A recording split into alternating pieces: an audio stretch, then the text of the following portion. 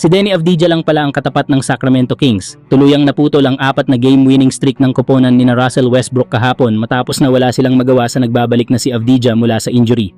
Sa kanyang unang laro pabalik, nagpakitang gilas agad si Avdija matapos magtala ng 30 points, 8 rebounds at 8 assists, isang all-around performance na nagdikta ng buong laro. Halatang ramdam agad ng Portland ang kanyang presensya sa magkabilang dulo ng court. Hindi rin nagpahuli ang rookie center na si Donovan Clingan na bumandera ng double-double na 21 points at 17 rebounds habang si Shadon Sharp ay nagdagdag ng 27 points at 7 rebounds, sapat para tuluyang kontrolin ng Blazers ang laban. Sa ngayon, ika-9 na seed ang Portland Trail Blazers na may record na 22 panalo at 22 talo at mas lalong nagiging delikado ang kanilang lineup. Partida, hindi pa naglalaro si Scoot Henderson at andyan pa sina Jerami Grant at Drew Holiday na lalong nagpalakas ng rotation. Ibig sabihin, kung ganito ang laro ni Denny Avdija na nasa mala all-star form at buo pa ang kanilang lineup sa mga susunod na laro, sobrang lakas ngayon ng Portland Trail Blazers at hindi na sila basta-bastang kalaban sa Western Conference. Kayo mga idol, anong masasabi nyo? Kaya bang umakyat pa ng Portland sa standings kapag tuluyan ng kumpleto ang kanilang roster? Samantala, nagbigay naman ng matapang na pahayag si Austin Rivers matapos punahin ang pagkakaroon ng sariling podcast ni NBA agent Rich Paul, ang kinatawan ni LeBron James. Ayon kay Rivers, hindi raw normal para sa isang agent ang maging aktibo sa media at maglabas ng opinyon, lalo na kung may kinalaman ito sa galaw at roster ng isang koponan.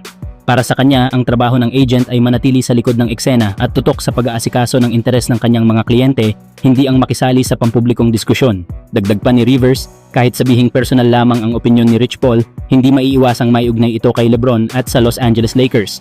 Kaya nang mapilitan pang linawin ni LeBron na hindi siya kaakibat ng pananaw ng kanyang agent, doon umano naging malinaw ang conflict of interest.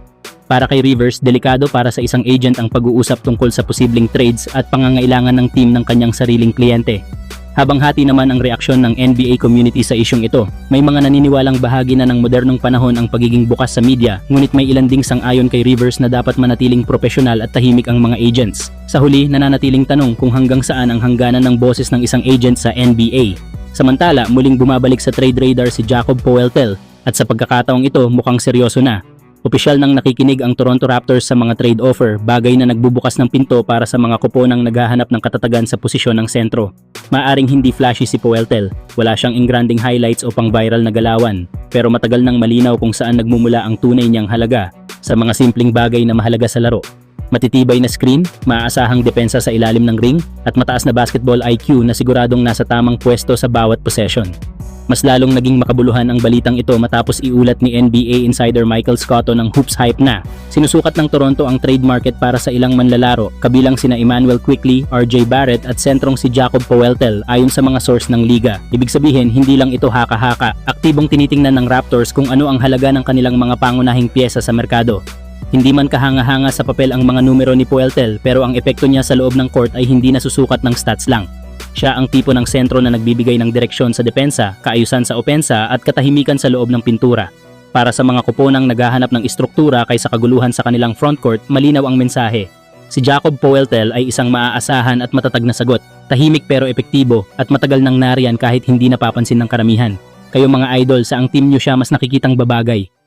4 for 17 in the quarter. Team that wants to ease into the season, right, to get going, and they're thinking about the postseason.